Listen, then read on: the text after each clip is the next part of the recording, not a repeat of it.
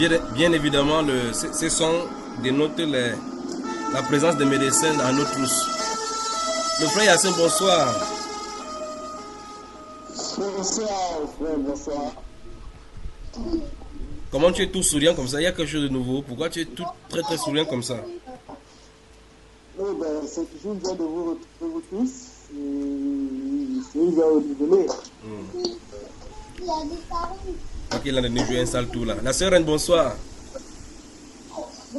Il ne veut pas donner la vraie raison de son compte. Oui. La sœur, ça va?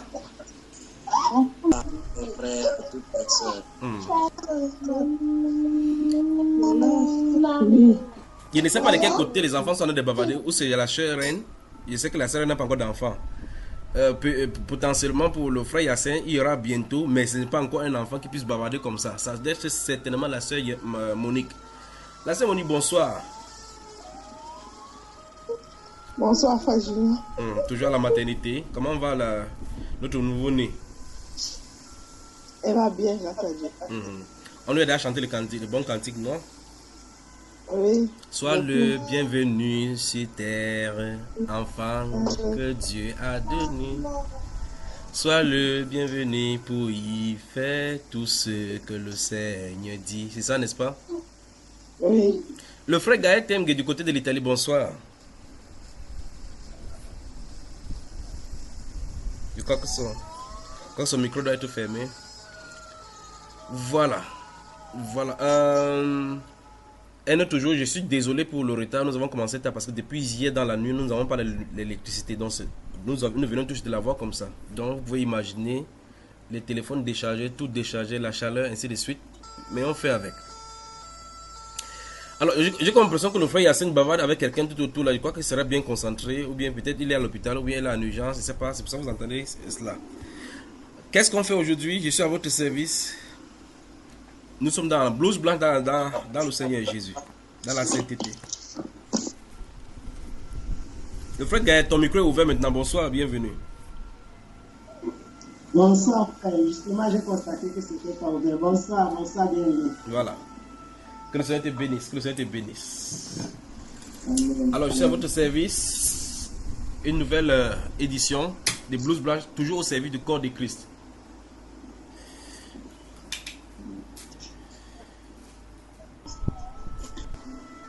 Alors, le frère, il y a comme thème sur la table, qu'est-ce que vous avez préparé pour nous servir? Je pense que à la manœuvre, il y avait la sœur Reine qui a posé un thème. Je pense qu'elle serait peut-être pour le préciser. Oui. La sœur Reine a la parole alors. J'avais proposé qu'on parle de la fornication et impureté en milieu hospitalier. Vous m'entendez? C'est bon là maintenant. Très bien, très bien. Donc, je disais si on pouvait parler de la fornication et impureté visuelle en milieu hospitalier. En bon médecin, c'est vous qui devez définir les termes et nous dire ce que vous entendez par là. Donc, ça dit même entre vous là-bas au niveau des médecins, vous forniquez nous cela. C'est un cliché rectal. C'est ça, non, la sœur, elle dit quoi ici? C'est exactement ça. En fait, oui, des éclaircissements.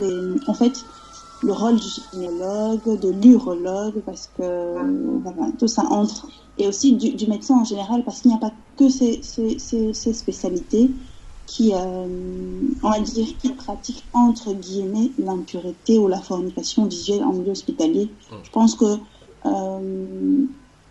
tous les médecins, tout le corps médical, même les infirmières, bien entendu, ils pratiquent aussi. Alors, donc, on va mettre, je crois que la sœur, on va mettre la chose au clair. Et l'homme et la femme qui sont médecins. Nous allons poser la problématique ce soir. Donc, la problématique, c'est la Bible déclare fuyez la fornication. La Bible déclare que votre œil, que vos soient purs, que tout ce que vous regardez soit pur, qu'il ne mettez rien d'impur devant vos yeux. La sœur et les autres sœurs nous proposent un thème ce soir. Et les médecins féminins et les médecins masculins se trouvent dans des situations où ils doivent manipuler les organes génitaux du patient. Que faire? Comment celui-ci ou celle-ci doit faire dans son métier? Je crois que nous avons un petit problème de connexion là, une petite interruption de connexion. Vous m'entendez? Est-ce que c'est rétabli là? On prend ces mesures de temps que ça reste rétabli. Allô? Voilà, je crois que c'est rétabli maintenant. Vous m'entendez maintenant? Oui, oui, c'est bon maintenant. Oui. Voilà. Donc, j'étais en train d'essayer de brosser pour introduire la notion de cette fornication et impurité visuelle. On pourrait dire, et nous voyons effectivement dans cette gêne qu'a le médecin chrétien, ou bien que ce soit le masculin ou bien le féminin, en tant qu'homme et femme, qui, vis-à-vis de son patient, est certainement arrivé à amener chaque fois à manipuler les organes génitaux, disons les choses crûment, pour que les gens puissent saisir de quoi il est question. Un homme chrétien qui est médecin et qui est gynécologue est censé toucher les parties génitales des femmes, y compris même de la femme de leur pasteur, y compris les femmes de leur général overseer, ainsi de suite.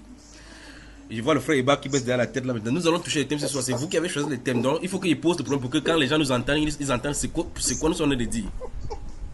Et de l'autre côté, une sœur, par exemple, supposons la sœur Reine, qui est comment vous appelez, une urologue?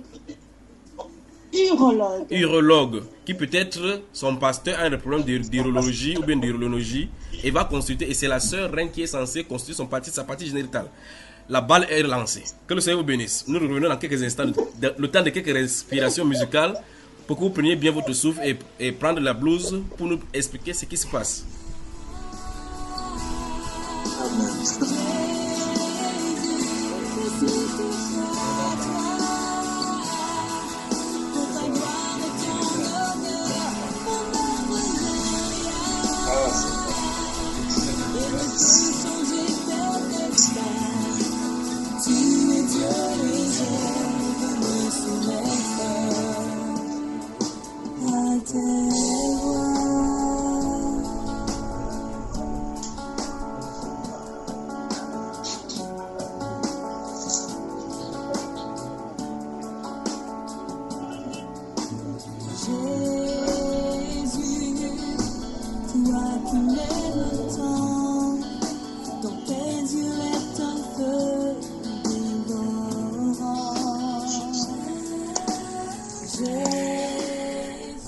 Blues Brothers dans la sainteté, bonsoir.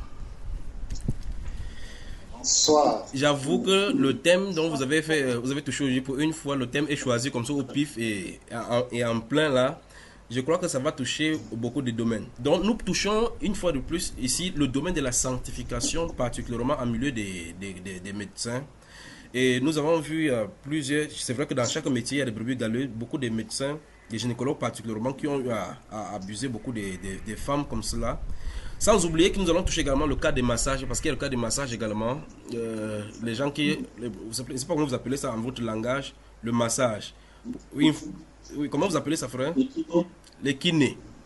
L'homme doit, si c'est un chrétien qui y va et que c'est une soeur qui fait office de kiné, il est obligé de se déshabiller et la femme doit faire son exercice sur lui du début jusqu'à la fin, en lui procurant les sensations pour que le bien-être puisse lui être communiqué dans son corps. Et aussi, si c'est kiné se trouve être un homme, comme le frère Cyril à qui nous disons bonsoir ce soir. Frère Cyril, bonsoir et bienvenue.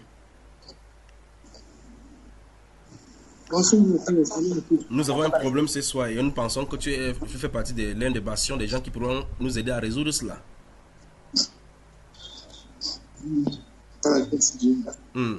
Alors, la sanctification des yeux, la sanctification des pensées. Et souvenez-vous, les images que nous gardions dans les images que nous contemplons et nous filmons avec nos yeux prennent des formes en nous et développent des pensées. Ici, nous nous trouvons donc dans l'antipode même de la sanctification. Le médecin qui est censé déshabiller quelqu'un, toucher les parties intimes, sans compter qu'il est censé tâter le sein, mettre du doigt dans les vagins pour faire des pipés, comment vous appelez, je ne sais pas vous appelez ça, les prélèvements, ainsi de suite. Comment ce médecin, en tant que chrétien, c'est ça. Lorsqu'il va voir sa soeur, regardez, le frère Yassine essaie de faire des grimaces là pour qu'il ne parle pas. Je vais parler et on va voir ça ce soir. Alors, le chrétien, comment exercer ce métier? D'abord, vous qui êtes médecin, est-ce que vous trouvez déjà qu'il y a un problème déjà en tant que chrétien avec la kinésithérapie, les accouchements vaginaux, l'urologie, ainsi de suite? Je crois que la sœur Monet Ferré me fermer son micro parce que on a touché un bon thème là, il ne faudrait pas que vous dérangez là. qui prend la parole, qui se jette à l'eau en défendant les médecins en blouse blanche, qui sont en même temps blancs sur le corps et blancs dans leurs pensées. Qui va prendre le relais?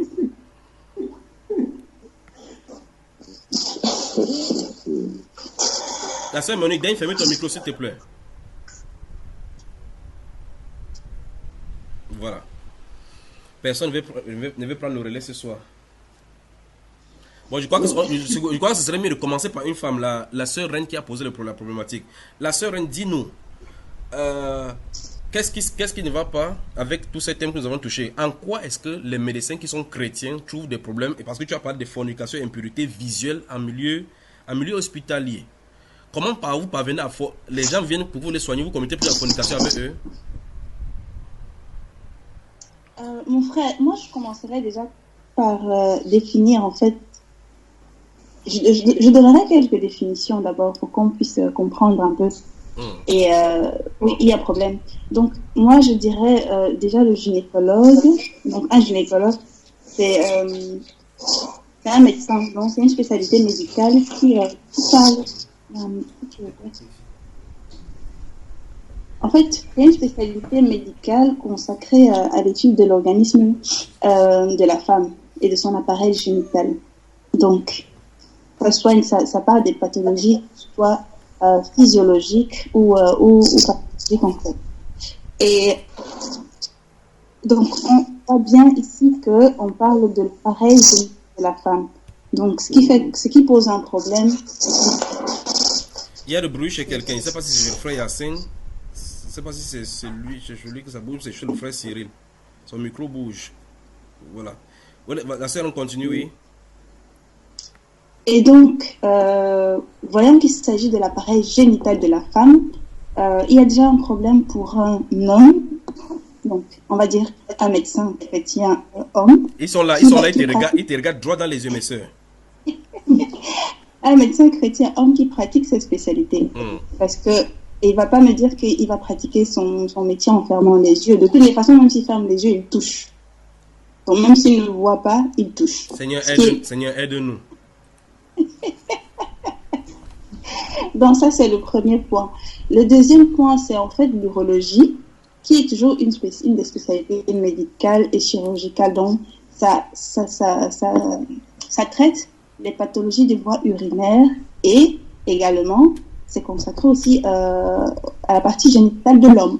Donc on comprend bien que là, pour une femme qui est urologue, il y aura un problème pour qu'elle puisse aussi soigner ses patients. Donc voilà, donc, je voulais déjà qu'on éclaircisse un peu ça avec des définitions. Maintenant, il y aura, le cas de kinésithérapie. Pardon? Le cas du kinésie.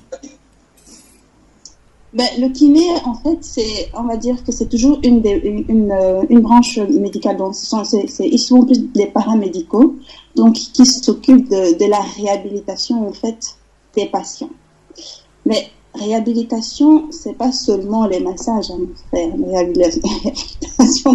Le kiné ne fait pas que les massages. Le kiné, par exemple, si quelqu'un il a on va dire un accident cérébral qui a peut-être une hémiplégie et qui doit récupérer la fonction de ses membres, il a besoin d'un kiné pour se réhabiliter et apprendre à marcher tout doucement. Bien entendu aussi, il y a des kinés aussi qui sont spécialistes plus dans les massages. Voilà. Il y a plusieurs branches en fait dans la kinésithérapie. Voilà. Voilà. Après avoir défini ainsi, quelle est la problématique? Qu'est-ce qui pose problème maintenant? Mais mon frère, le problème, c'est ce que je venais de mentionner tout à l'heure, c'est que en tant qu'homme, on est censé être, en tant que chrétien médecin homme, on est censé on est censé vivre la sanctification. Donc d'après ce que le chrétien ne pourrait pas faire, c'est qu'il ne peut pas, en fait, je sais pas, j'aimerais être un peu plus, pas cru comme toi mon frère, parce que j'arrive pas à être cru comme toi. Je suis quand même du côté médical, donc il faudrait que j'essaie de protéger mes confrères. Mais je dirais que voilà, le gynécologue, il doit toucher la femme, il doit toucher pour l'examiner. Même s'il l'examine pas, il doit la voir. Ça c'est C'est le automatique. problème se à ce niveau-là. Oui. Comment pourra-t-il voir sans avoir des idées, sans avoir de mauvaises idées, en ayant les pensées pures, c'est ça, n'est-ce pas? Exactement. Alors, frère, il y a une façon directe. C'est direct. Et étant regardé, pour signifier que c'est à toi qui adresse la question.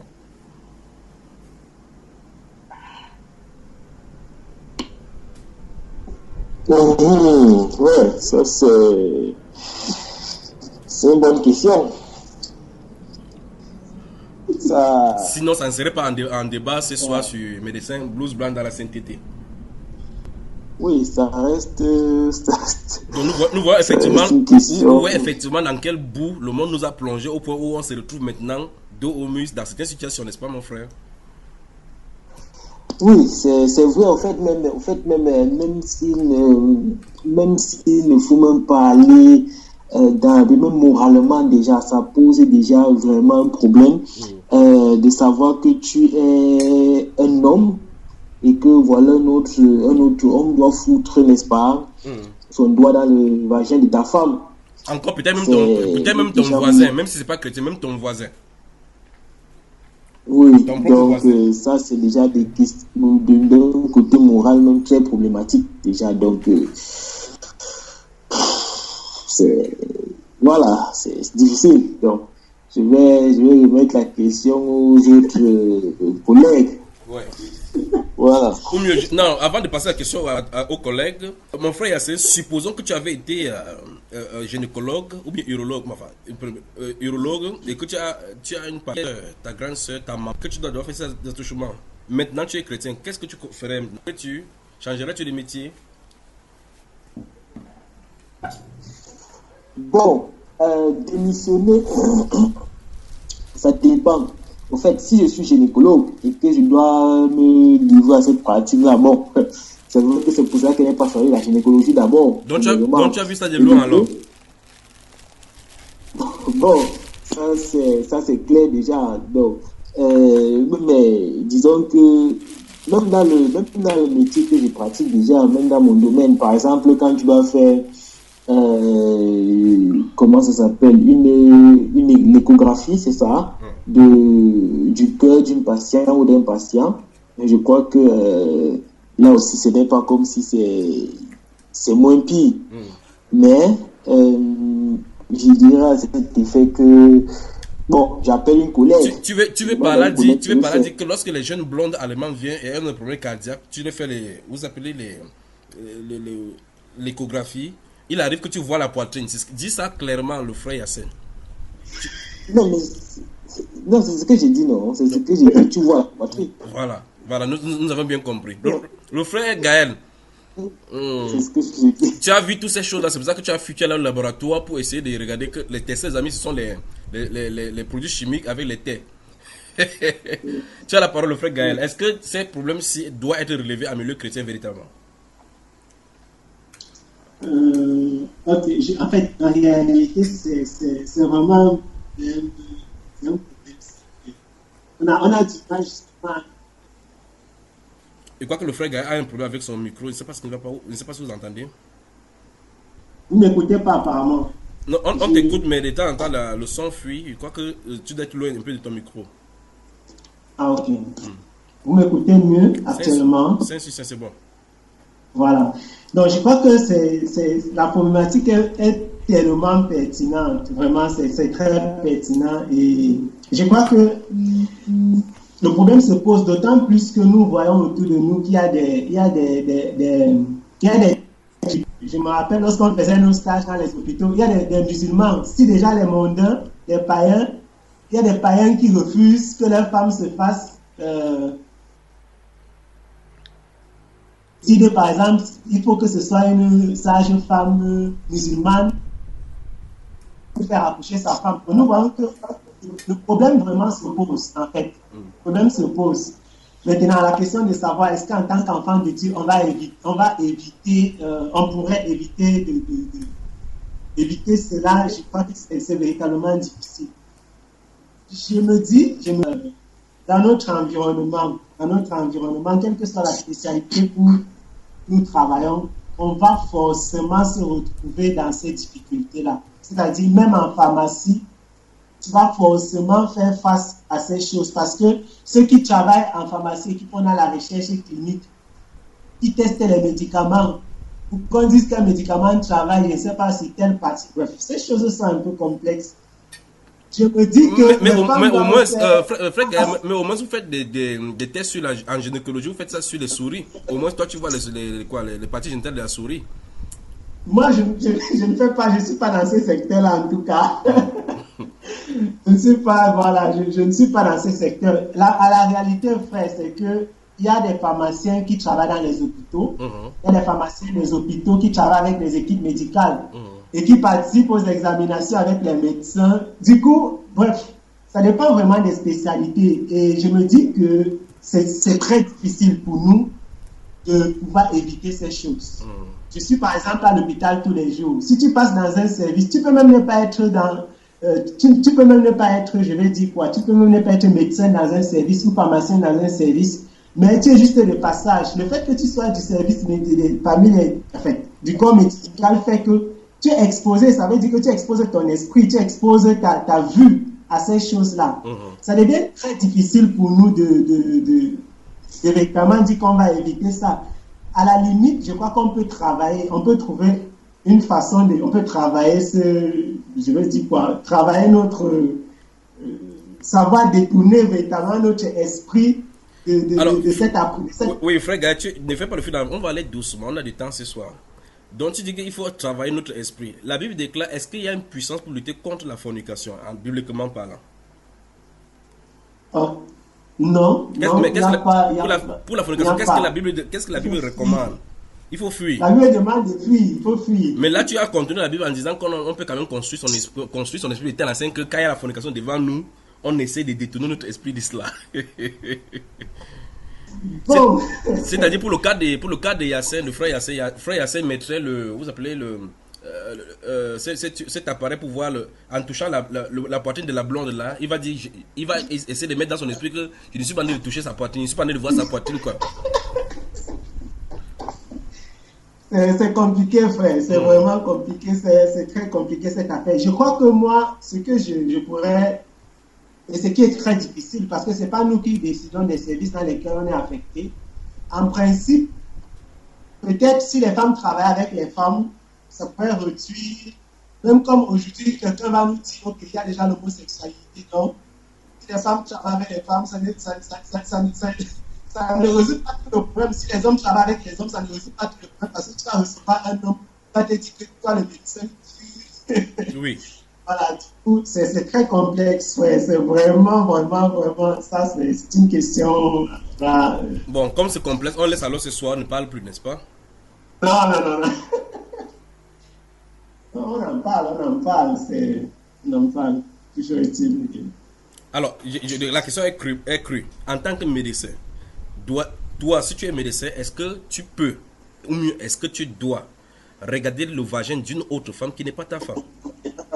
Si oui, jusqu'à quel niveau? Sinon, comment peux-tu te protéger?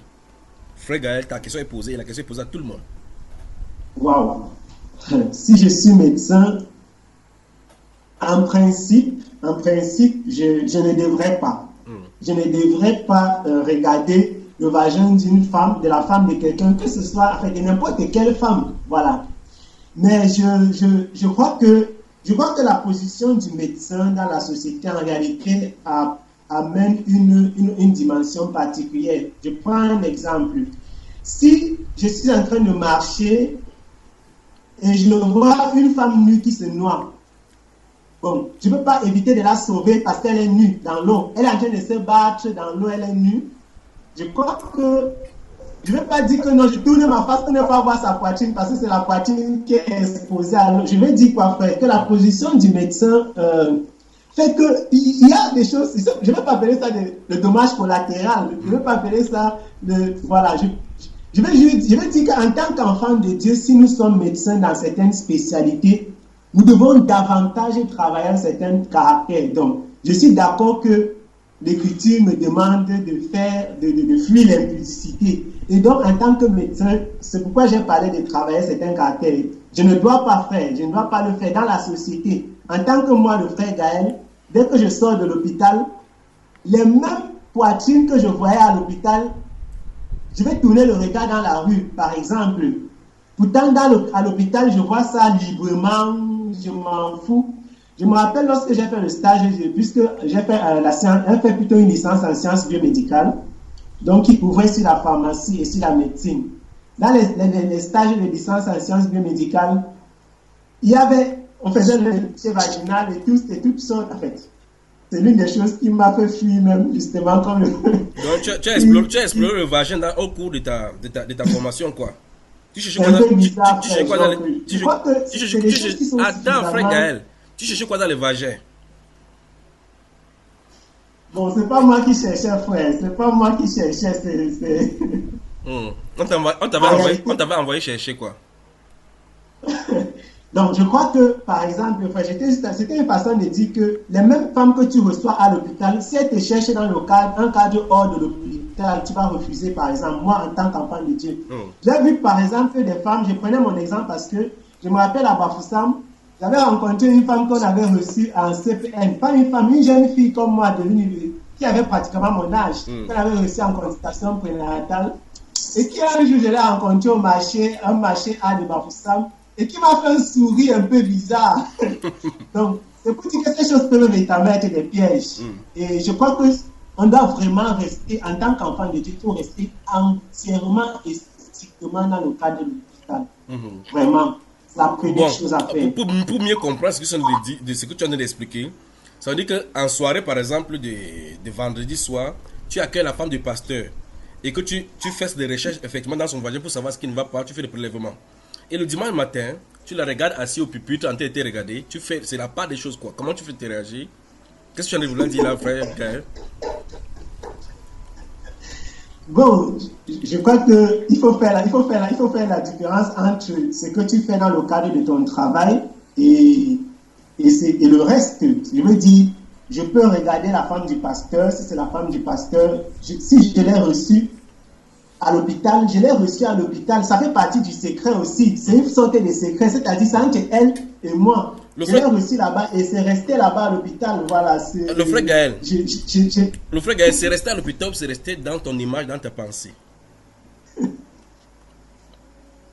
Bon, frère, quand tu dis que c'est resté dans ma pensée, en réalité, ça ne devrait pas rester dans ma pensée.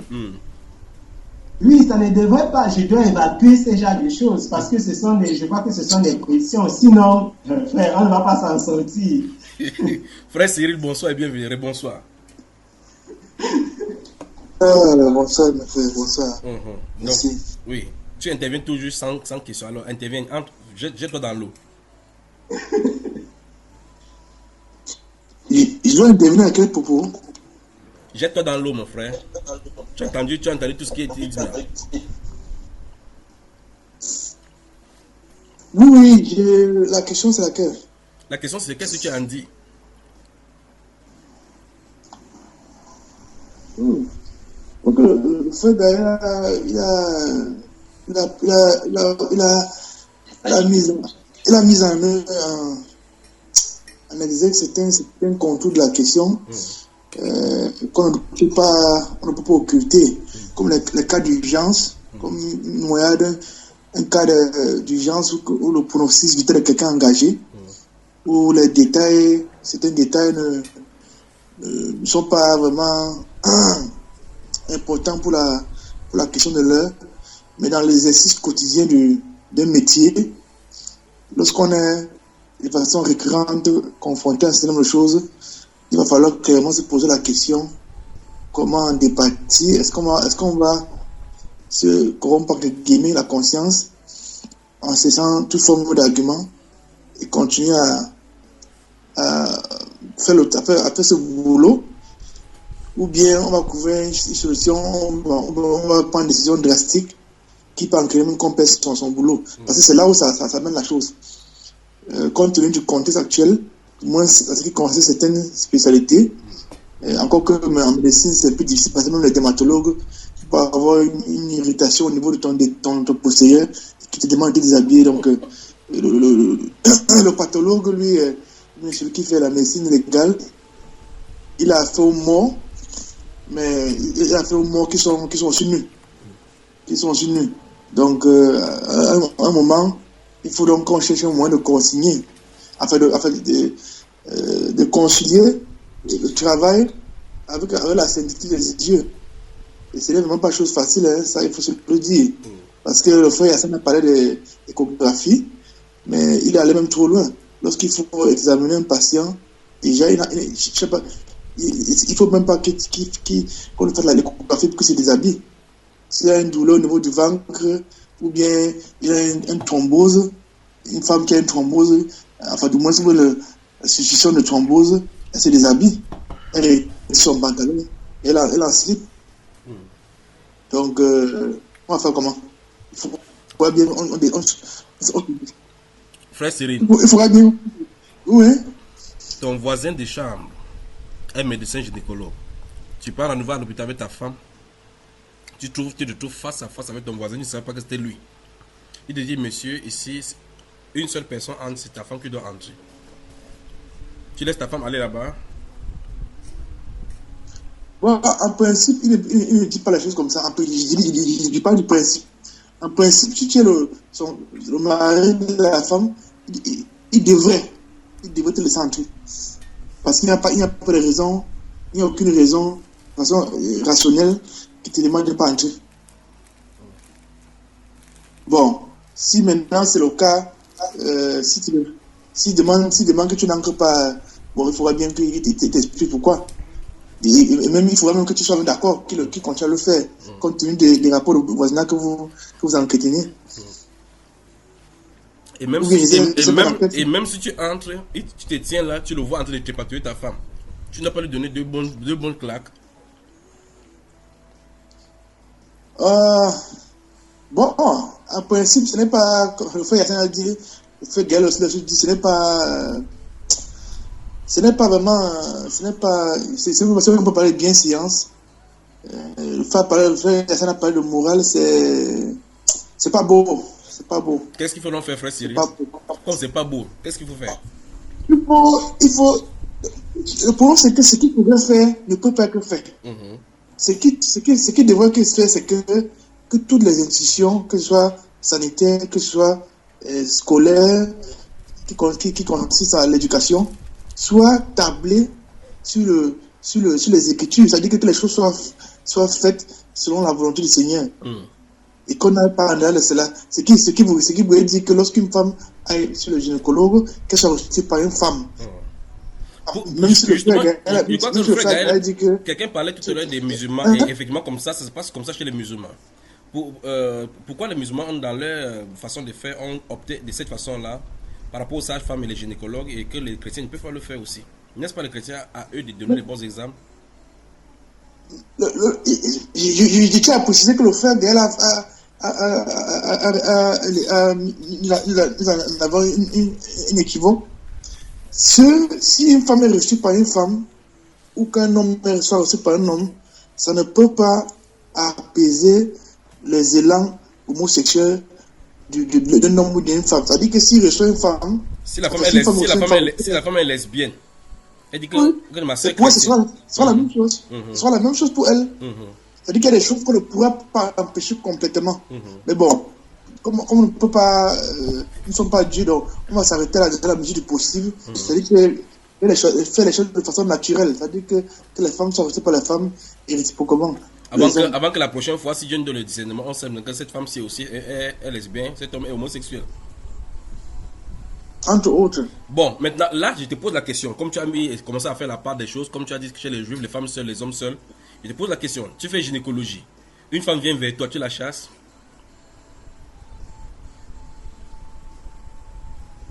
Je n'ai pas suivi, là, il y a une interruption là. Ouais, il demande si toi tu es gynécologue, désormais tu as une clinique et que tu es chrétien comme tu l'es maintenant. Tu n'accueilles plus les femmes là-bas ou bien tu prends une autre de tes collègues qui est femme pour employer en seconde avec toi.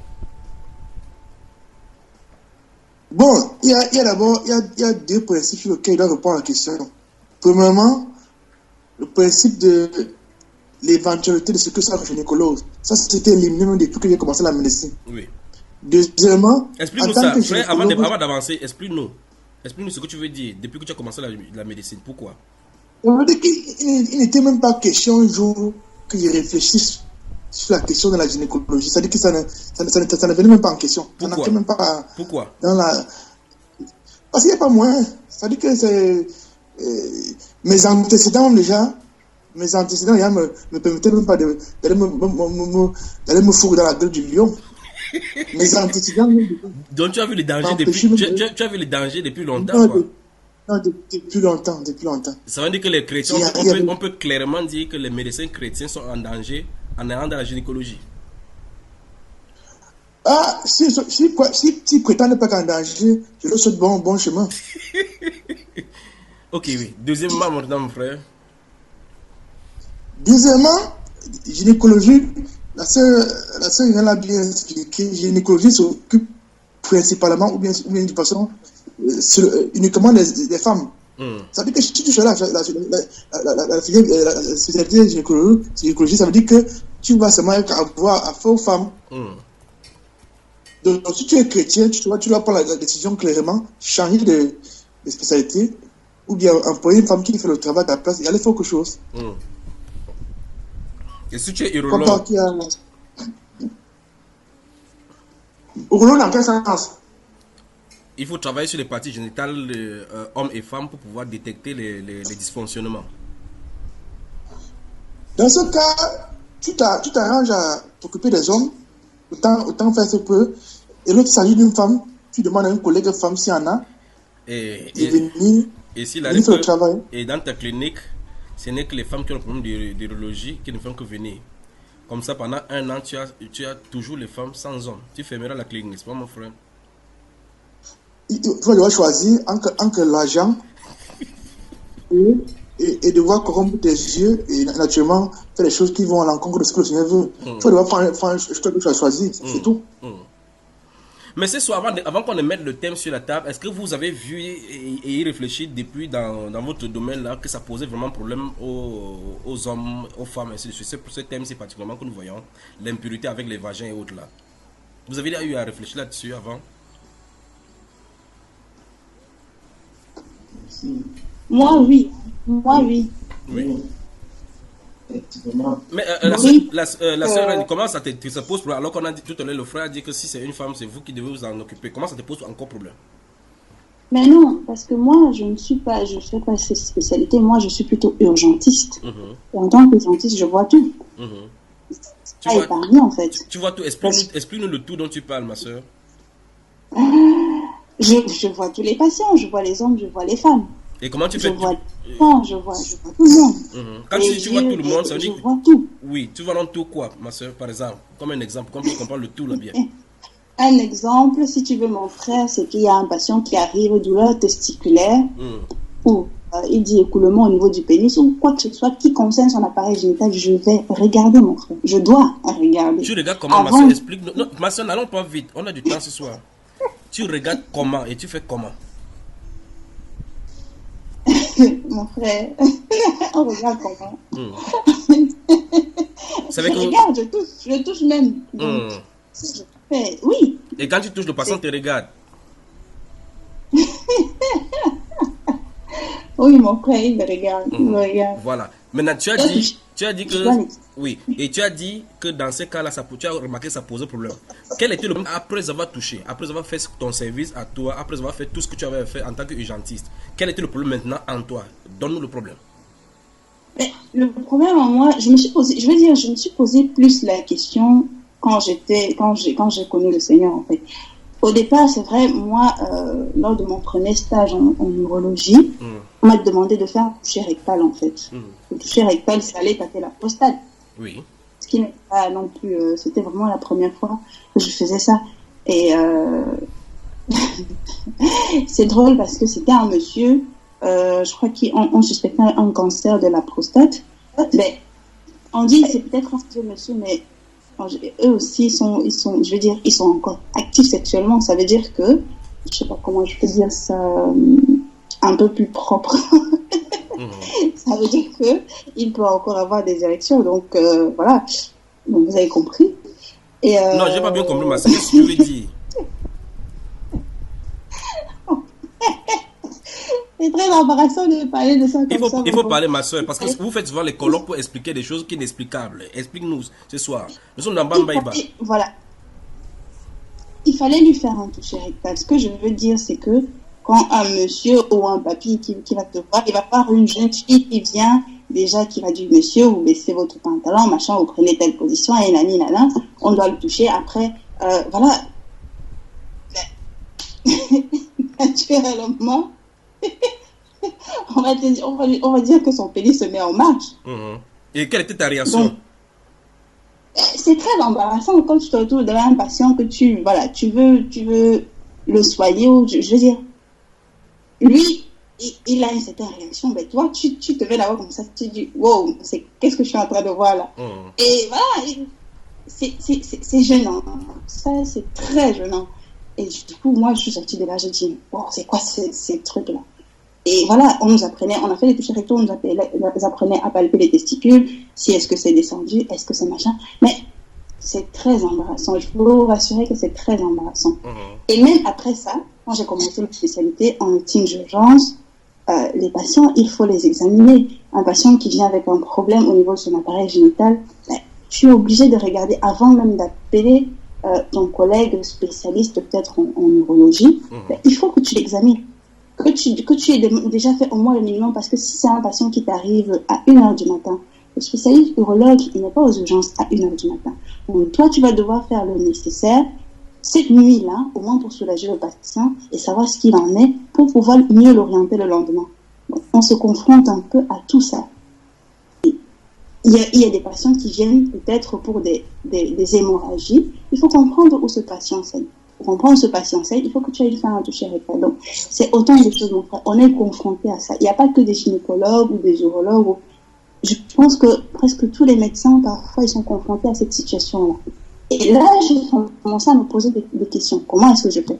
En tant qu'urgentiste, alors, pour moi, c'est tout genre de patient que je vois. Je n'ai même pas la possibilité de faire un choix. Si un patient arrive, je suis seule aux urgences.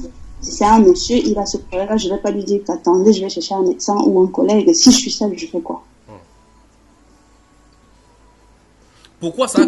Normalement, chez les médecins, ça ne devait pas poser problème parce que normalement, vous rendez seulement service. Pourquoi? La question, c'est pourquoi ça a commencé à te poser le problème des moralités? Parce que là, c'est un problème de moralité. Connaissant le Seigneur et connaissant un peu la parole, on se dit, tiens, il y a quelque chose qui ne va pas, en fait. Il y a quelque chose qui ne va pas. Comment est-ce qu'on peut faire face à ça? Donc, moi, je me posais, quand j'ai connu le Seigneur, je me posais la question, est-ce que je suis vraiment à ma place, en fait? Est-ce que ce que je fais, c'est correct? Parce que de toutes les manières, je ne peux pas échapper à ça. Je ne peux pas échapper à cette situation-là.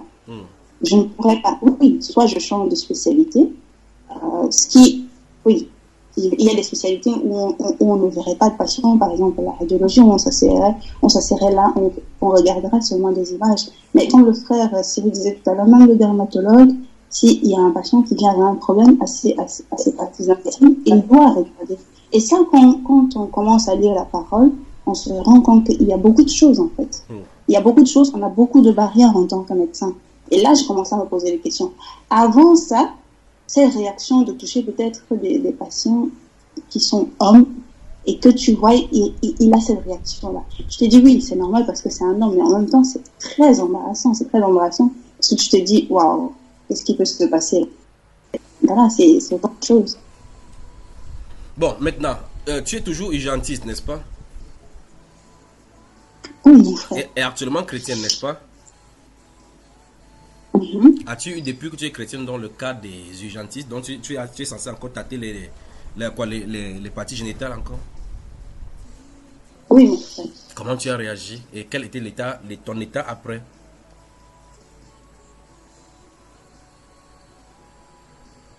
Je crois qu'on a une petite interruption là.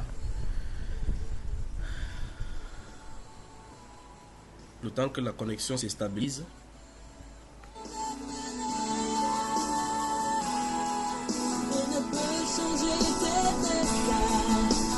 Tu es Dieu et je me soumettrai.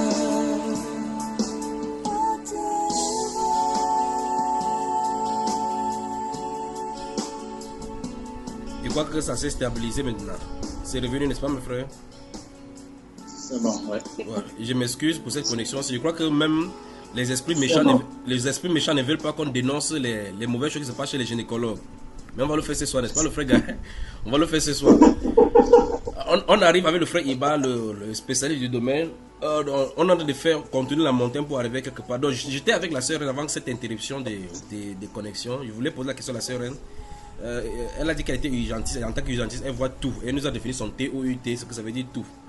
Et parmi son tout, elle nous a dit effectivement elle palpait souvent le partie génitale. Lorsqu'il y a danger là-bas, il faut faire ça de façon urgente.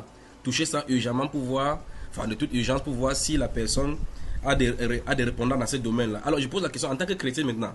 Est-ce que tu as eu encore à tâter? Si oui, comment le tâtement a réagi en toi?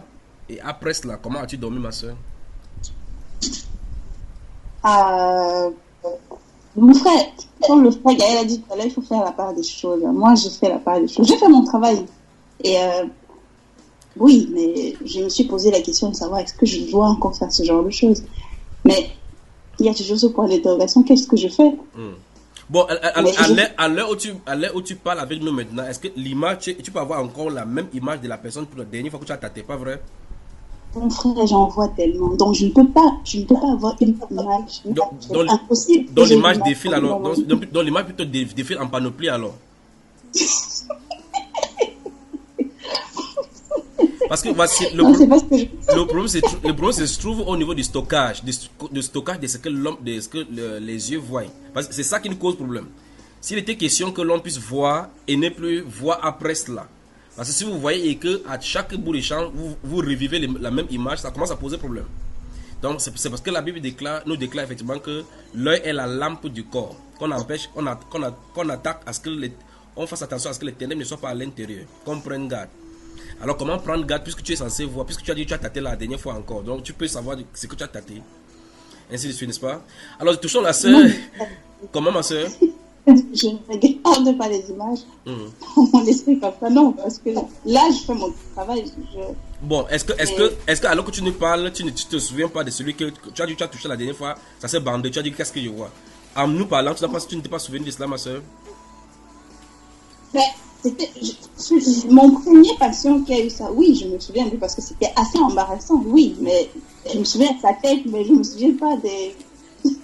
Bon, la sœur Reine venue, je installe tout là maintenant. La sœur Monique, bonsoir et bienvenue. Bonsoir. Nous voyons également pour le cadre, puisque c'est une extension même des médecins, les gens qui s'occupent des personnes âgées.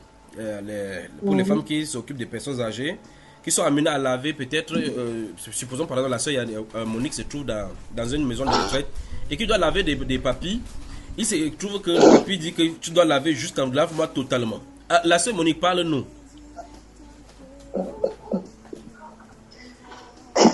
Mais frère Junior, je lave, non? Ok, c'est vrai, c'est de toi que je parlais.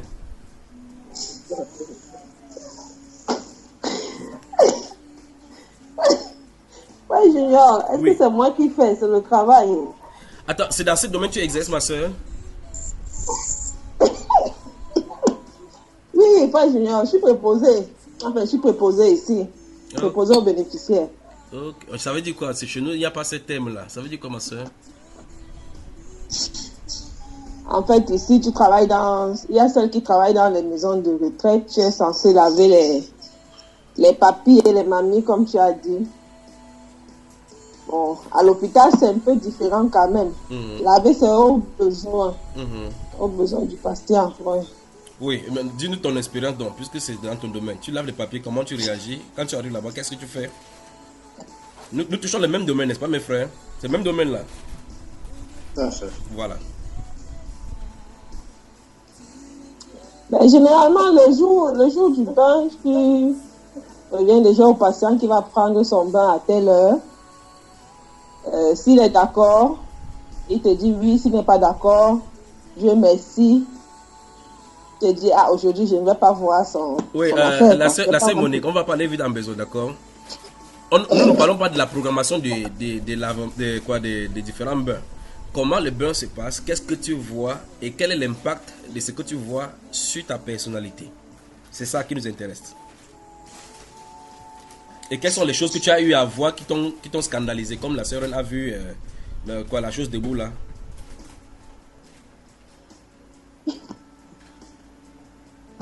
Bon, comme je disais, hein, maintenant l'impact des choses qui m'ont scandalisé, peut-être le seul fait que bon, ici au Canada, je ne sais pas comment ça se passe ailleurs, au Canada, les parents généralement viennent, ils font comme abandonner leurs parents dans les personnes âgées dans les centres là. Voilà, ça c'est ce qui m'a scandalisé. Maintenant pour le reste, c'est beaucoup plus de la pitié que j'ai ressenti parce que les bains aussi, c'est pas tous les jours que tu vas donner les bains aux patients. Bon, une fois par semaine. Je vais poser la question autrement, ma soeur Monique. Tu laves les patients, tu laves les papilles, tu vois les parties génitales. As-tu eu à être scandalisé en les lavant comme ainsi? Bon, un peu, surtout pour ceux qui n'étaient pas circoncis là. Que quand tu dois laver, tu dois et là, bien laver. Tu dis que tu es scandalisé. Oui, tu es seulement scandalisé parce qu'on est venu laisser les papilles là-bas. Donc, alors, qu'est-ce que la circoncision a à voir avec eux? Quand tu as vu, qu'est-ce qui t'a frappé?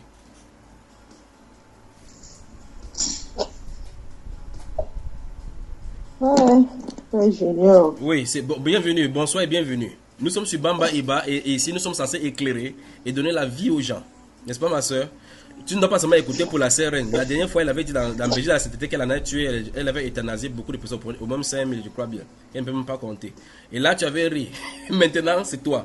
Donc, ça veut dire que c'est toi qui laves les papiers incirconcis. Et quand tu laves, tu en as de penser à son histoire qui n'est pas circoncis. Dis-nous, ma soeur, comment tu te sens après cela? Mais bon, la première fois, j'étais un peu comme gênée. Oui. C'était quand même la première fois que je voyais un pénis non circoncis là. Ma soeur, est-ce que tu laves jusqu'à laver cet endroit? Oui, mais puisque tu dois remonter le...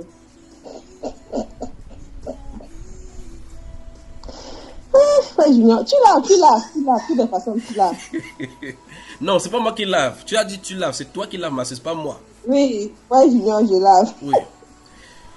Tu laves en touchant les parties intimes des papas des gens, en le regardant nu chaque fois, et tu rentres, tu vois ton mari également. Quel est l'impact dans ton intimité, ma soeur, et dans tes pensées?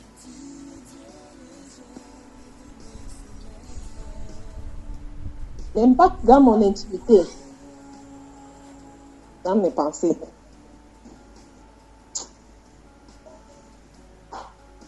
Vraiment, je ne vois pas aucun. On arrive tout à l'heure, ne t'inquiète pas.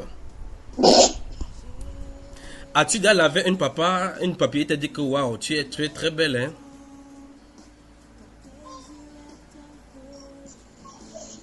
Non, honnêtement non. Et pendant que tu les laves, tu les touches là-bas, tu les regardes bien droit dans les yeux. Mais il écarte même bien les pieds, non? Voilà. Le frère Barry, bonsoir. Je crois que la sœur là, il faut qu'on la laisse avec les supplices comme ça. Bonsoir, mon frère.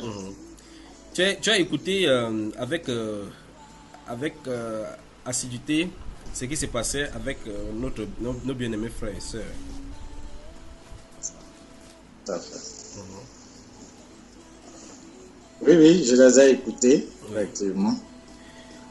Alors, religieusement, on va dire. Religieusement, oui. Ouais. Je propose donc que nous regardions quelque chose et puis on revient tous après et puis on va passer au frère Iba. Amen. Vous voyez, très bien. C'est pas grave. Et j'ai comme l'impression que dans Blues Blanc, dans la sainteté, dans les autres éditions, les gens, on était tous animés, armés à parler, mais ce soir, on a touché les parties honteuses, les parties qui gênent, et on sent bien la gêne au milieu des médecins. Nous comprenons effectivement que quelque chose ne va pas, il y a donc danger quelque part, n'est-ce pas mes frères? Il y a vraiment, c'est bizarre. C'est pas évident. Ouais, c'est difficile. C'est vous souvenez-vous que c'est vous qui avez choisi le thème. vraiment complexe. Mais... Il faut Donc, bien qu'on en parle. il faut bien qu'on en parle, même ça gêne, n'est-ce pas, mes soeurs? Vraiment. Comme ça, on en finisse avec.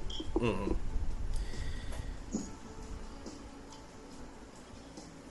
Voilà. Je vais vous partager, on va voir ensemble cette vidéo et on va parler, et on va passer la parole au frère Ivan.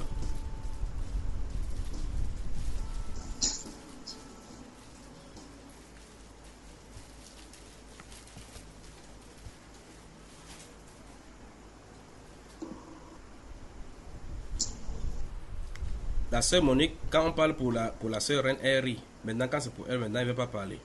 Elle dit, frère Junior, oh, la question là est dure.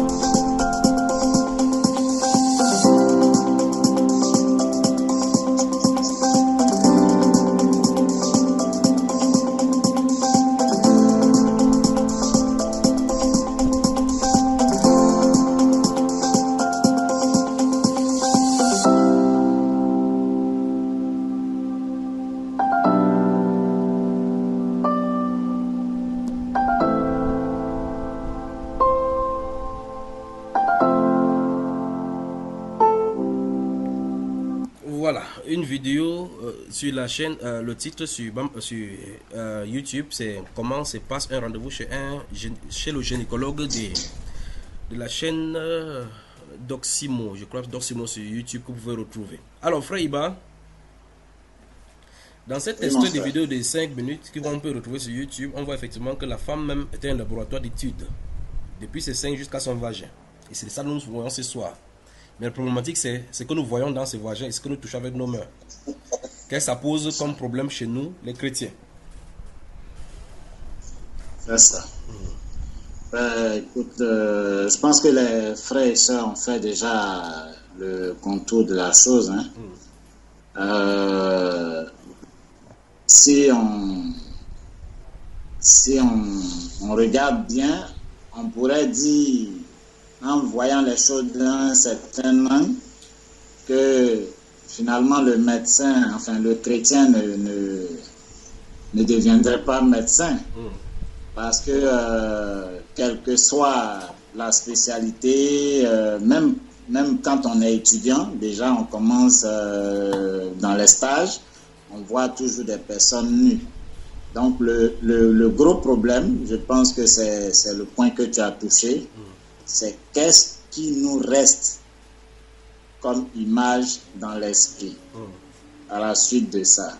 C'est vrai qu'en médecine, on te dira en psychologie médicale que le médecin est un être asexué. Oui. Que, bon, voilà, c'est comme s'il n'a pas de sexe. Oui. Alors que dans la réalité, quand tu es devant, tu es un garçon, que tu es devant une femme nue et tout, en réalité, il y a quelque chose qui se passe en toi. Justement, permettez-moi de poser la question dans ce domaine-là pour vous, les hommes qui êtes ici. Vous qui avez, dans votre jeune étude, dans chaque de ces domaines, que vous avez vu des patients, leur poitrine, leur vagin, ainsi de suite, n'avez-vous pas eu des sensations sexuelles dans vos métiers? Bon, moi, la question c'est pour tous les garçons, parce que je vais aller quelque part avec cette question. Le frère Yassine qui a de manger, bon appétit à vous ici, oui. C'est-à-dire qu'avant, quand j'ai commencé la médecine, quand j'étais étudiant jusqu'à un certain niveau, oui, quand tu vois une femme, c'est forcément, certainement, il y a des sensations. Mais aujourd'hui où je suis, c'est impossible. Oui. C'est impossible qu'il y ait des sensations. Je ne suis sensible qu'à ma femme. Oui. Voilà. Donc, oui. Voilà, ça veut dire qu'il y a quelque chose qui s'est passé. Qui s'est passé en moi, donc, qui a fait que j'ai l'intelligence renouvelée. Donc, ça fait que là, c'est fini. Il n'y a plus de possibilité. Je peux voir une femme nue n'importe où, ça ne va rien me faire. Voilà. Maintenant, le frère Yassine te regarde bien dans les yeux pour dire est-ce que le frère Iban te dit la vérité là maintenant. C'est le frère Yassine qui te regarde. Regarde-le, il te regarde là maintenant. Et pour les frères qui ne sont pas mariés et qui sont les gynécologues, y a-t-il un danger?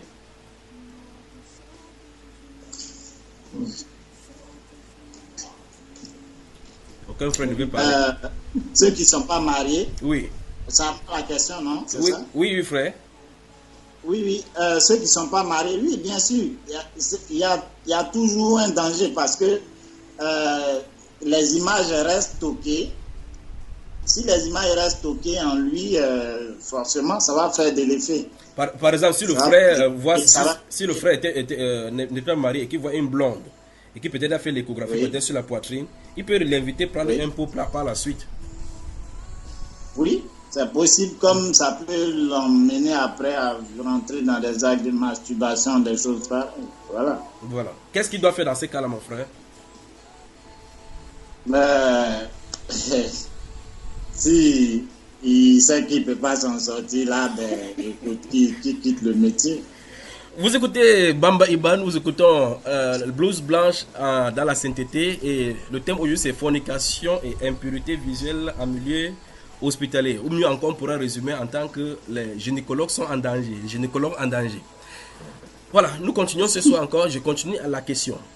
Nous avons touché le cas de la gynécologie qui va de pair avec les urologues. Qu'en est-il du massage, de ceux qui massent là? Ceux qui font les massages, peut-être qu'ils seront mieux placés pour le dire, mais c'est la même chose. parce que un homme et une femme vient pour être massée, elle est en slip, Oui. elle est couchée, il fait les massages et tout. Voilà, il y a forcément des choses qui se passent, il y a des images qui stockent, voilà, après, bon, voilà. Ça entraîne c'est les mêmes conséquences. C'est les mêmes conséquences. C'est-à-dire, par exemple, un chantre, bien, une chantre d'une assemblée comme ça ouvre son centre de massage et le pasteur va un de ces jours pour être massé par la jeune fille qui chante, la choriste qui chante là-bas. Il la masse bien au point où les dimanches, quand elle chante maintenant, le pasteur regarde bien que cette femme-là chante vraiment bien. Pas vrai, mon frère? C'est ça.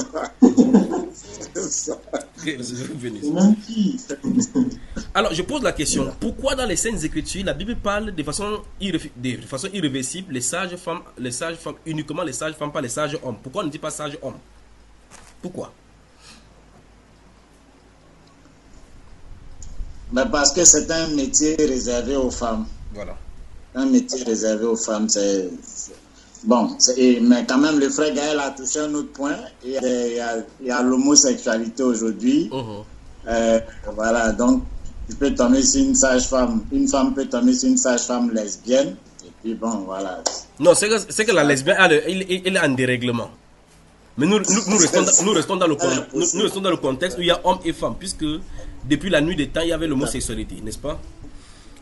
C'est vrai. Alors, puisque même dans notre étymologie maintenant, nous ne voyons pas les sages hommes. On n'appelle pas sage homme, on parle sage femme. Et que nous comprenons donc dans les Saintes Écritures, depuis la Genèse, Exode, nous voyons, pour ceux qui lisent la Bible, dans Exode, nous voyons lorsque Moïse est né, on dit les sages femmes hébreux, on leur avait donné les instructions claires de tuer tous les enfants mâles qui devaient naître. Chaque fois quand les femmes accouchaient, ces femmes l'ont laissé et sont venus. La Bible déclare que les sages femmes craignaient beaucoup plus Dieu. Et ils ont désobéi à la loi, aux lois des pharaons. Et puis Dieu a béni ces sages femmes-là. Alors la question c'est, si dans les Saintes Écritures, et je vais toucher un autre parallèle, c'est que dans les Saintes Écritures, on ne voit pas les femmes dans l'armée. Dans les Saintes Écritures par exemple, on ne voit pas les femmes dans l'armée, que ce soit chez les païens, que ce soit chez ceux qui craignaient Dieu. Nulle part on ne voyait les femmes dans l'armée. Mais aujourd'hui, on voit les femmes qui sont dans l'armée au point où elles prennent des commandes et commandent même des troupes. Nous les voyons. De la même façon, nous ne voyons pas les hommes comme étant sages-femmes dans la Bible, enfin dans le passé, il n'y en a pas, même chez les hommes. N'est-ce pas mes frères? Alors, qu'est-ce que ceci nous montre même par rapport à la révolution de la société, par rapport au plan de Dieu? Qu'est-ce que ça nous démontre en toile de fond?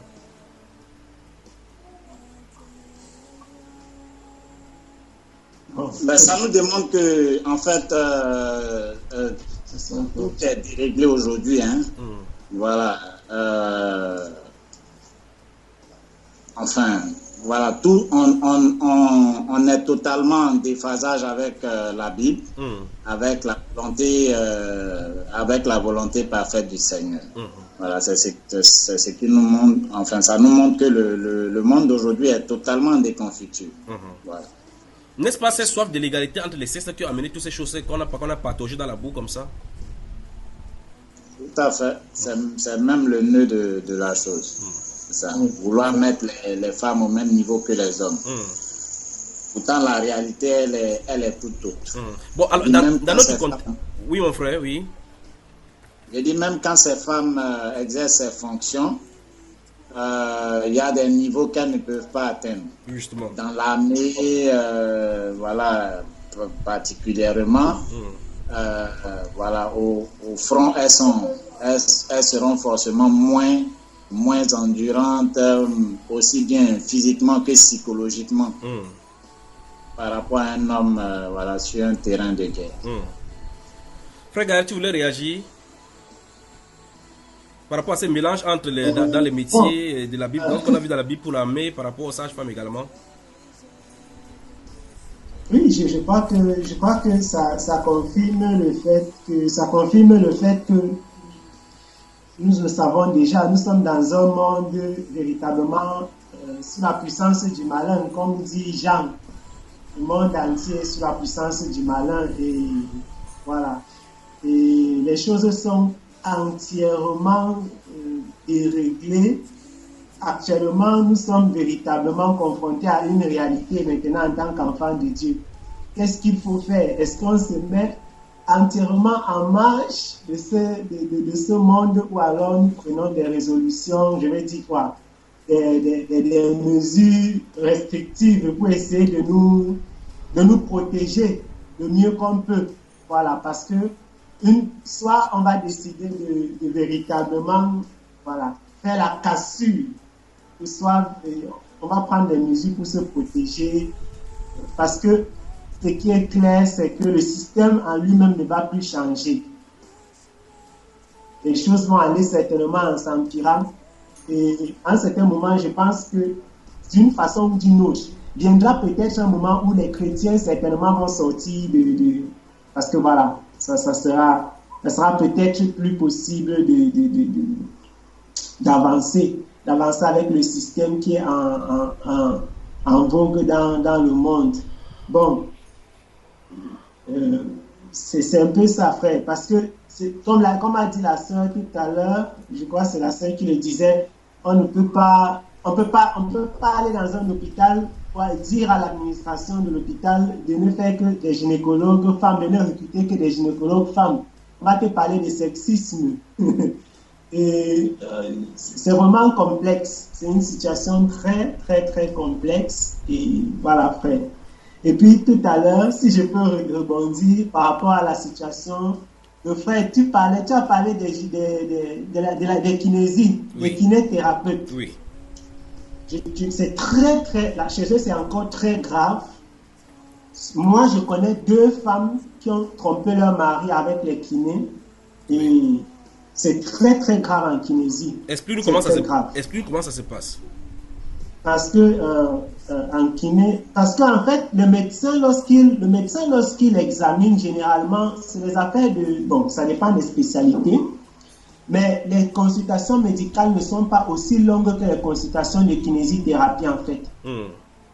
Et les massages sont tellement longs que la sensation est longue, quoi. Je veux dire, la sensation, si c'est une sensation d'excitation, elle est longue.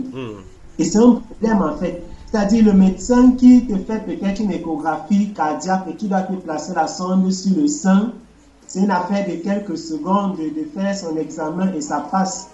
La femme qui fait l'examen d'urologie à un homme, même s'il se met en érection, c'est une affaire de quelques secondes et ça passe. C'est pas comme si elle faisait le massage de cette affaire-là, quoi. Oui, mais après là, ils peuvent te donner rendez-vous, pas vrai?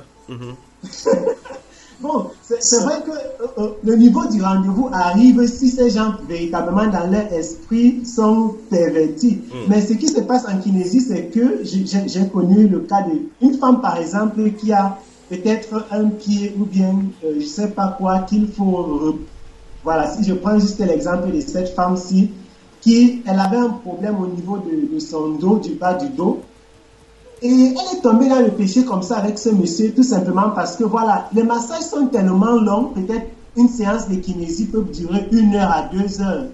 Alors, imagine-toi quelqu'un du sexe opposé qui va te faire 3 séances par semaine pendant 3 mois ou pendant 6 mois. Et puis, il va te faire ce massage-là 2 heures de temps pendant, je veux dire, donc 6 heures par semaine, le lundi, peut-être le jeudi et le dimanche.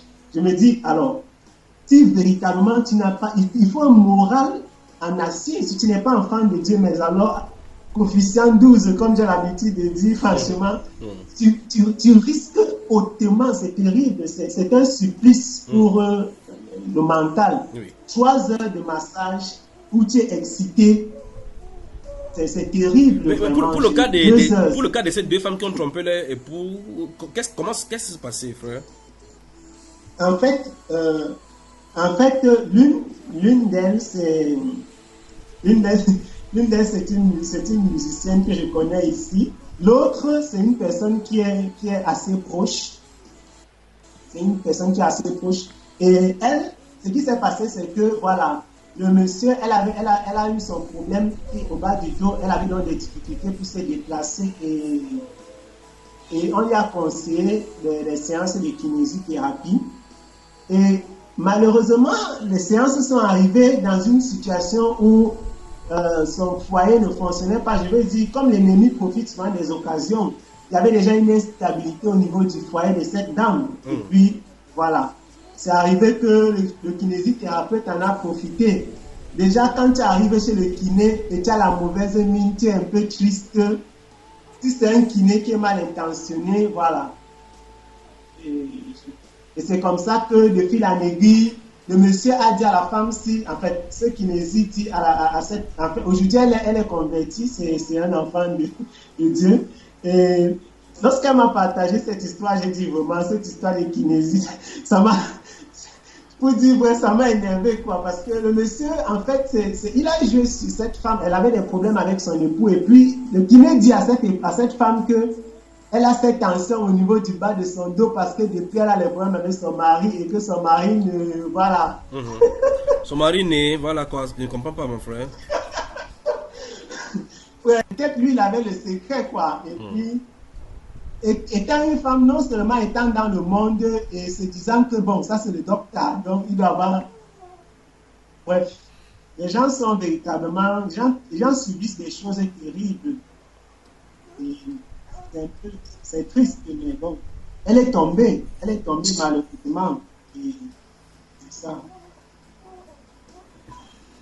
Voilà, frère Yassine. Oui, mon frère. Que le Seigneur te bénisse, que le Seigneur vous bénisse pour tout ce que vous faites pour l'humanité. Déjà en tant que médecin urgentiste, même si vous de temps en temps vous tuez quelques-uns, on ne peut pas faire autrement. On ne fait pas les omelettes sans casser les œufs. Et on n'est pas assez parfait comme Jésus-Christ pour sauver toutes les vies. Pas vraiment, frère. Amen. Mais aujourd'hui, nous étudions l'impact de ces styles de fonctionnement sur nous, notre personnalité et notre vie spirituelle.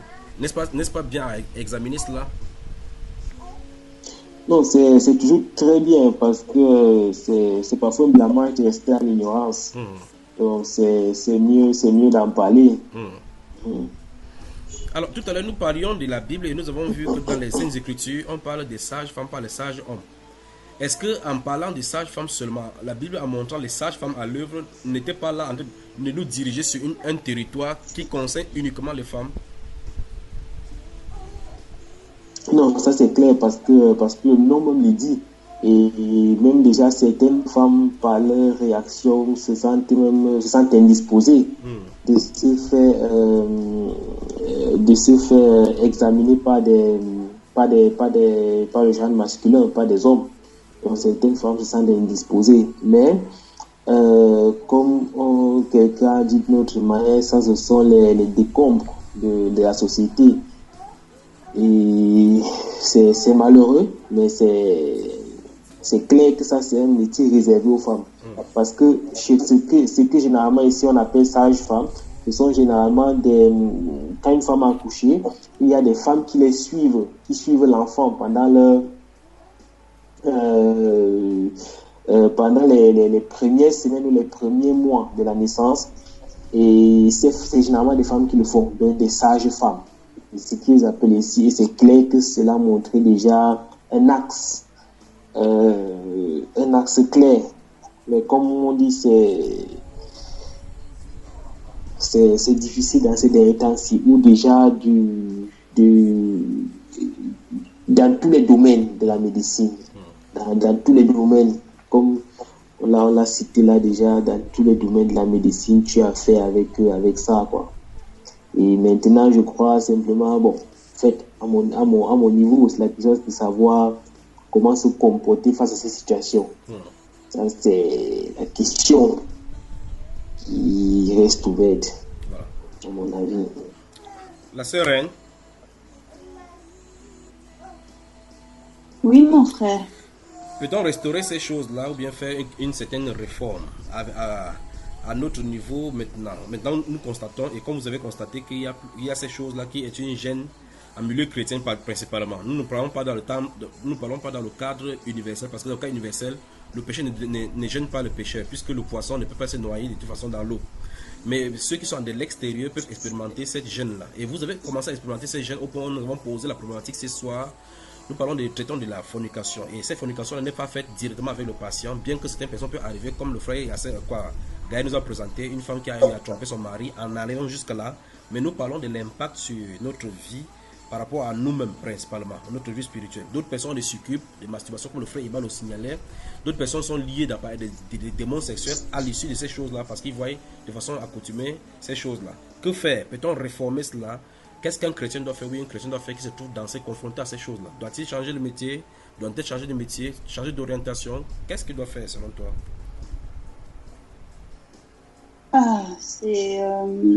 Oui, c'est vrai que c'est très compliqué, dans le sens où c'est soit, voilà, si on est chrétien, qu'on remet tout vraiment entre les mains du Seigneur, et qu'on lui demande de nous conduire. Mais le problème, c'est, je pense que si on a un homme qui est gynécologue, lui, en fait, il peut même pas échapper à la question, quoi. C'est de changer de spécialisation, de changer de métier, parce que à tous les coups, il se retrouve toujours dans les problèmes. Et urologue, ça peut être autre chose, comme le frère Cyril disait, il peut travailler qu'avec s'il est homme, il travaille avec les hommes, si elle est femme, il travaille qu'avec les femmes.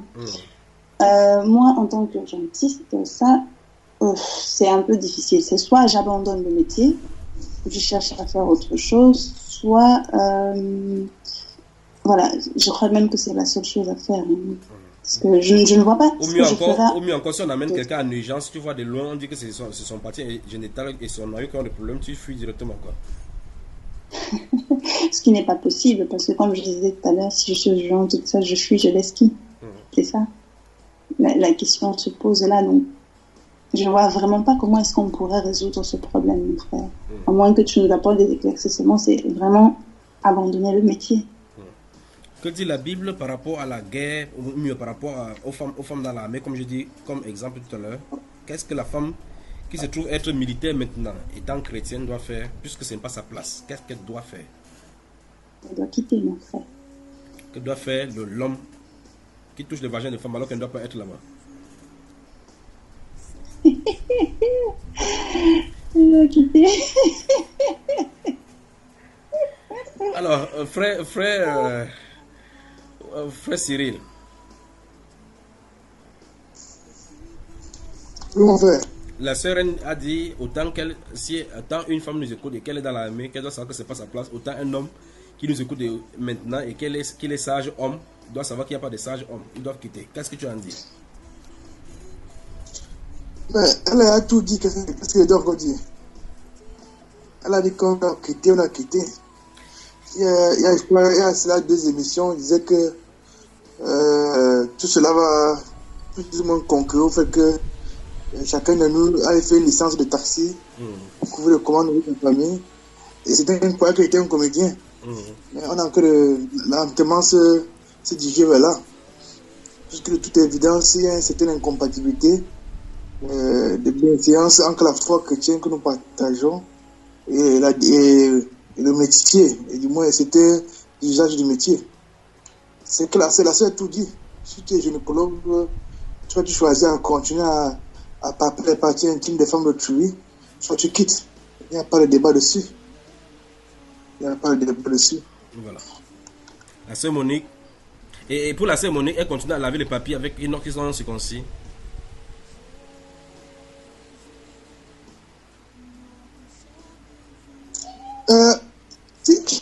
Non, pour la sœur, bon, vraiment, je crois que la question, c'est mieux de lui poser ça elle-même.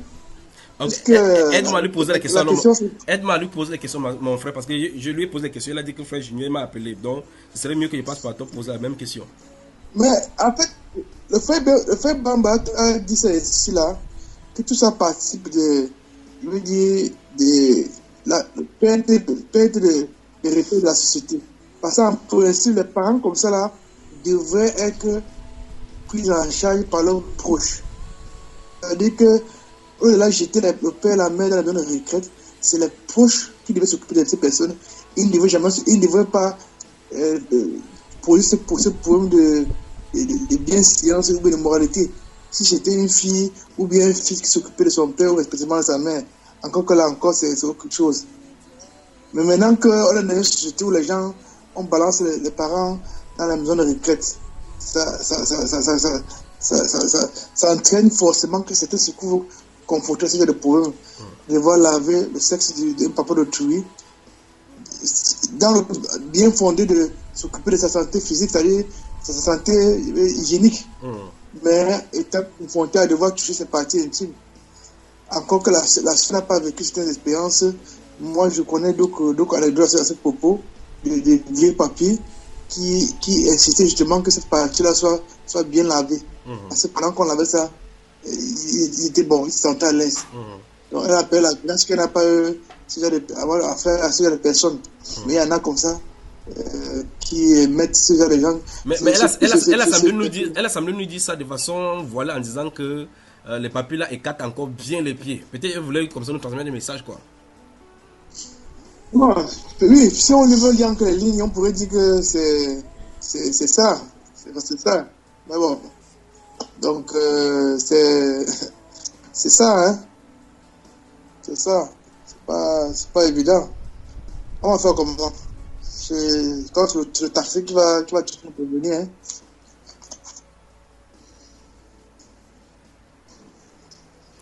Frère, Et mon frère. y a-t-il une réforme à faire dans notre façon de fonctionner, dans notre choix de travail? Y a-t-il une réforme à faire avec ce que nous sommes en train de voir? Et au fur et à mesure, on voit que l'étau se resserre entre notre choix que nous faisons maintenant et la vie chrétienne. Non, mais c'est clair, hein, mon frère. C'est clair. Il y a même déjà un enseignement là-dessus, sur les métiers. Bon, le titre m'échappe maintenant, mais. Le travail que ne doivent pas faire les chrétiens, quelque chose comme ça. Voilà. Voilà. Donc, en tant que chrétiens, nous devons vraiment bien orienter notre carrière, sauf que généralement on choisit avant de devenir chrétien. Voilà, c'est ça. Donc, mais une fois chrétien, il faut se conformer à la parole. Sinon, psychologiquement, ça ne va pas nous lâcher, on ne va pas se retrouver. Donc c'est ça, il y a vraiment une réforme à faire. Une réforme à faire pour bien orienter, enfin pour bien choisir ou bien réorienter les choses pour être conforme à la parole du Seigneur. On ferme cette édition comme on l'a commencé avec la sœur Reine. La sœur Reine, une personne qui est infestée avec les images des vagins et des sexes qu'elle a vus durant son parcours médicinal. Qu'est-ce qu'il doit faire en tant que chrétien pour en nettoyer, pour s'en débarrasser? Aller devant le Seigneur, mon frère. Et s'il va devant le Seigneur le dimanche soir pour prier, le lundi, il consulte encore les vagins. Qu'est-ce qu'il doit faire? Mais non, il va devant le Seigneur tout en laissant tout, en laissant tomber tout. Il ne va plus à l'hôpital. Non, mon frère. Et soit la vie chrétienne, soit voir les vagins, c'est tout. Un dernier mot pour tous les médecins chrétiens qui nous entendent et qui sont particulièrement des gynécologues. Un dernier mot, c'est voilà, si ils écoutent cette émission, qu'ils sont gynécologues, ils doivent arrêter le travail. Malheureusement, ils doivent le faire. Et les femmes qui lavent les papilles? Ah, mais mon frère, eux aussi. Clairement. C'est Monique, un dernier mot à la sœur Reine. Non, mais moi, je voulais poser une question. Okay, je suis d'accord. Dans l'émission ne finit pas encore. Je suis d'accord sur le fait que les sœurs qui lavent les papilles devraient arrêter. Mais maintenant, derrière, moi, je parle des situations que j'ai vécues ici. Tu vas voir un parent, il fait la selle sur lui, son fils ou son petit-fils est venu rendre visite, mais il sort carrément, il s'en va. Qu'est-ce que tu fais? Tu vas laisser le monsieur avec la selle là sur lui? En fait, ce qu'on dit, ma soeur, c'est de quitter le métier. Pas même plus la selle sur lui, quoi. Bon, de toutes les façons, Dieu merci, actuellement, je suis à l'hôpital. Donc, à l'hôpital, jusqu'ici, j'ai pas encore vécu ce stress-là. Encore, j'étais en maternité, donc vraiment, Dieu merci. Amen. Mais moi aussi, j'ai une question. Oui, le frère, la sœur a une question aussi. Oui. Vas-y, pose la question, ma sœur. C'est pas que je tire sur tout le monde, je dois aussi tirer sur moi. Bah, du moins, je dois voir s'il faut qu'on tire sur moi ou pas. Moi, qu'est-ce que je fais? Je suis pas gynécologue, mais qu'est-ce que je fais? Bonne question. Le frère Gaël attend ta question.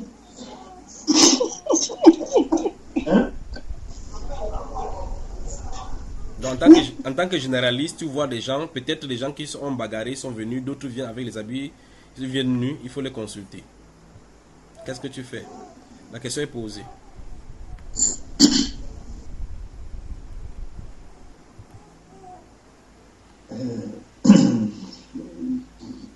Je crois que, frère, c'est difficile, hein? Non, c'est pas moi qui ai demandé. C'est pas moi qui ai demandé. Comment tu dis, frère? Là, c'est la sœur qui a posé la question. La sœur, une personne veut te dire la vérité en face, comme tu as dit tu as dit ta vérité en face. Bon, en réalité, je vois les choses. En réalité, je pense que la sœur,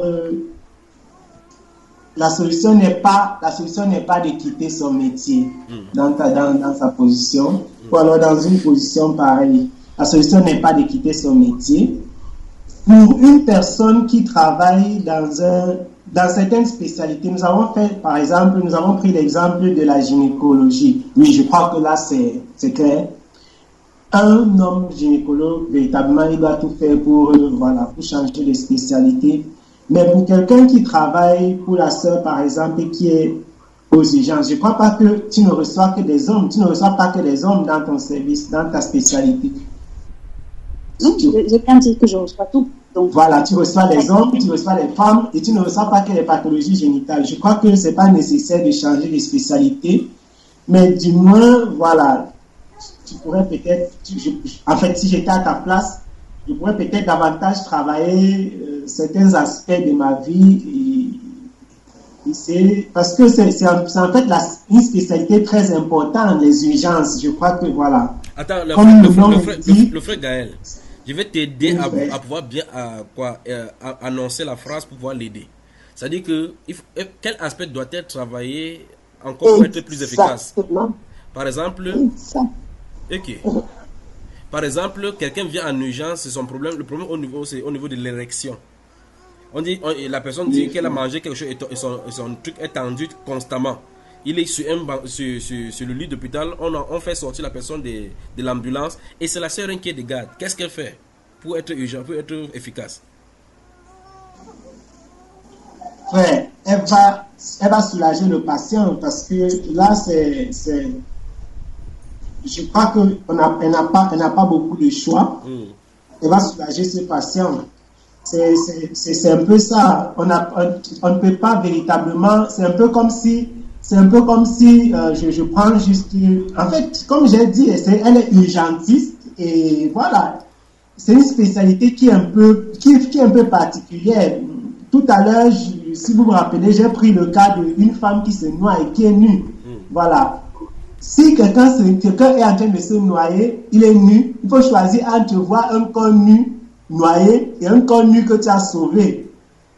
Voilà. Donc, je crois que dans certaines conditions, dans certaines circonstances, il faut véritablement essayer de peser les choses. C'est clair que pour un homme qui est gynécologue, il n'a que ça à voir. Donc, ce sont pas stands favoris, quoi.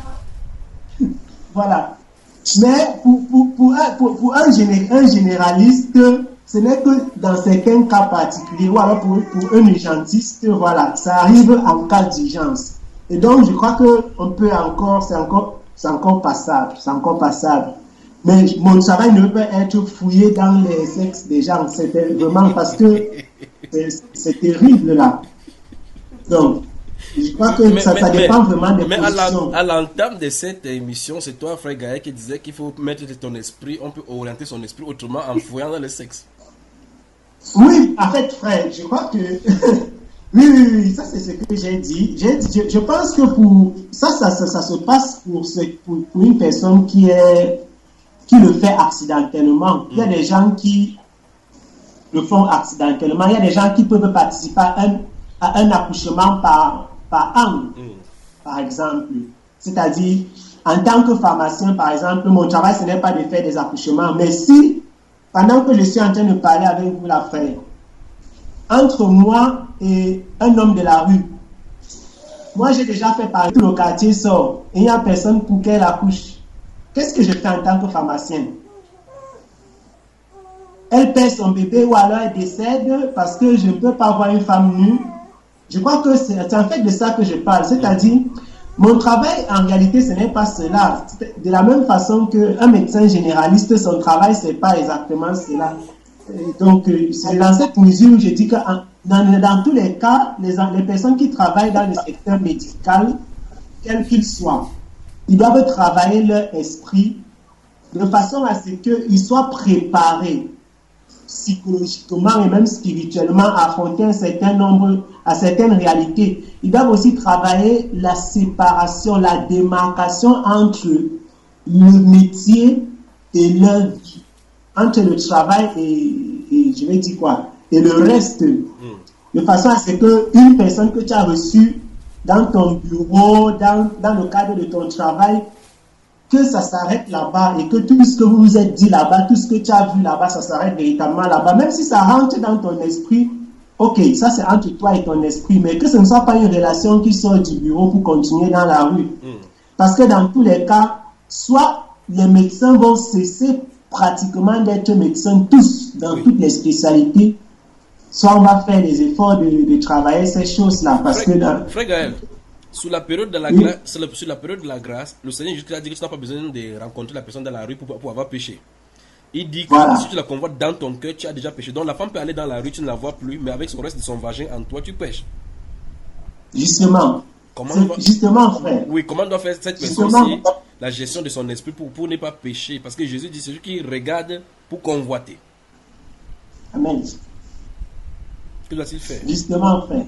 C'est justement pourquoi j'ai parlé de travailler son cœur, travailler son esprit, travailler, voilà. Parce qu'au départ, comme l'a dit le frère Iba, lorsqu'on est encore jeune, ces choses, c'est une curiosité. Tu regardes ça bizarrement, tu te dis, mais c'est quoi cette histoire? C'est un peu... Et avec le temps, les païens peut-être peuvent se lancer dans ces choses. Ils peuvent trouver en cela une occasion pour convoiter les femmes des gens. Mais les enfants de Dieu, quand tu es chrétien, tu trouves dans cette histoire une assistance, une aide. Donc ces personnes sont des personnes que tu es venu aider et en aucun cas, tu ne peux aider une personne et vouloir abuser de cette personne parce qu'en réalité, le médecin, lorsqu'il approche le patient, est en une position de supériorité, une position de domination. Donc c'est plus facile pour lui d'avoir accès à l'intimité du patient. Donc c'est une sorte de viol même lorsqu'un patient se retrouve, lorsqu'un médecin se retrouve à avoir une relation parce qu'il y a un ascendant psychologique que le médecin a déjà sur le patient. Donc pour moi, je crois que pour nous, les enfants de Dieu, nous considérons ces choses beaucoup plus comme des aides. On le fait véritablement par amour, comme, voilà, par amour. Oui. Comme, je vais dire quoi, comme l'assistance le Seigneur, lorsqu'il guérissait les malades, je ne sais pas dans quel état étaient ces patients sur le plan, ces personnes sur le plan physique. Voilà, mais je crois que c'est beaucoup plus cet amour-là qui nous pousse vers ces personnes. C'est la raison pour laquelle, si on a cet amour et si notre cœur véritablement est travaillé, on va les approcher d'une autre façon. Rappelons-nous que notre Seigneur Jésus a également fait gynécologie, mais sans toutefois toucher le vagin des femmes. Lui, c'est la puissance qui sortait pour guérir la perte des sangs. Alors, la sœur Reine. Amen. Le frère Gaël a dit que l'effet psychologique qu'ils ont sur les médecins, ils sont plus forts. Ça veut dire qu'il n'y a pas besoin de dominer ou faire quoi que ce soit après avoir touché le vagin. Accepterais-tu d'aller être consolé par le frère Gaël, comme il m'a dit qu'il a dit ça? Non. Alors, permettez-moi, pendant qu'on disait de parler, une question m'est venue. Quelle est la réaction d'une femme qui part pour la consultation pour la première fois chez un médecin homme, en tant que gynécologue, et chez un médecin femme? Chez qui parmi les deux agents se déshabille-t-elle facilement sans un préalable, une barrière?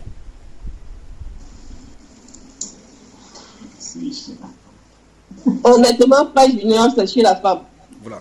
Ça veut dire que quand la femme se rend chez la femme pour la première fois, elle n'aura pas de gêne de se déshabiller. Ouais. La question c'est pourquoi chez l'homme, Elle hésite à le faire jusqu'à ce qu'il faille que l'homme le convainc. Comme on a vu dans cette extrait vidéo que j'ai mis de 5 minutes. Si la personne ne veut pas se déshabiller, on doit lui donner une mèche ou bien quoi que ce soit. Pourquoi chez l'homme, la femme a du mal à se déshabiller pour la première fois? Au point où il faut briser une barrière des tabous afin qu'elle puisse accepter. N'est-ce pas un signe qu'il y a quelque chose qui ne va pas? C'est clair.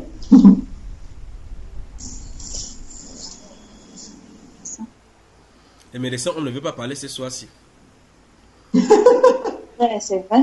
La nature elle-même, elle est comme ça. Le Seigneur avait décidé déjà comme ça, donc tout naturellement, on se sent gêné. Thème classique, thème gênant, fornication et impurité visuelle en milieu hospitalier. Vous qui nous écoutez ce bambé, vous voyez effectivement que les médecins ont été gênés pour pouvoir répondre à ce thème. Si c'est une question médicalement gênante. Combien en êtes-vous qui êtes déjà passé chez le médecin, chez les gynécologues? Vous qui êtes chrétiens, comment avez-vous fait? Comment gérez-vous cela? Jésus a dit dans Matthieu chapitre 5, verset 28, si quelqu'un regarde une femme pour la convoiter, a déjà commis adultère. Combien sont les médecins qui regardent non seulement une femme, mais leur forme et leur vagin?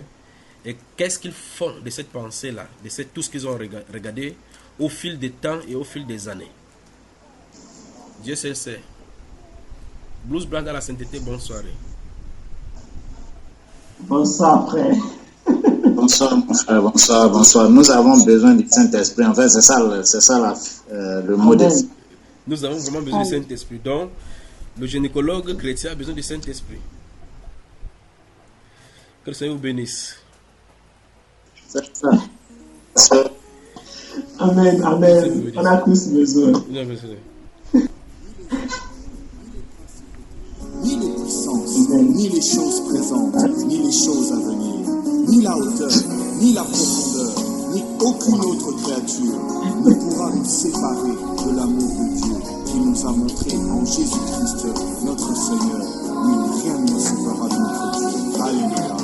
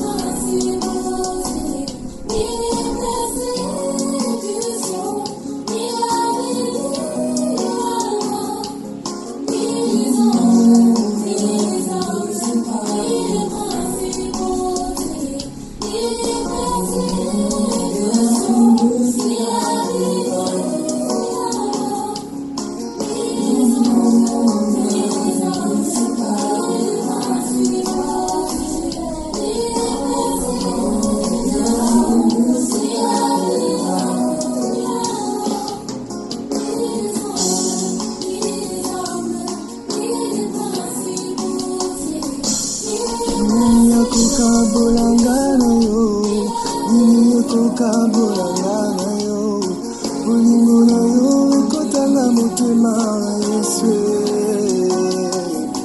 Oh, nani akokabolanga na yo, nini akokabolanga na yo, eloko te, bongo te, bozwi te, obele yo, moninga nanga ya motema, moninga nanga ya tango nyonso, Yesu natingama na bolingo na yo, Yesu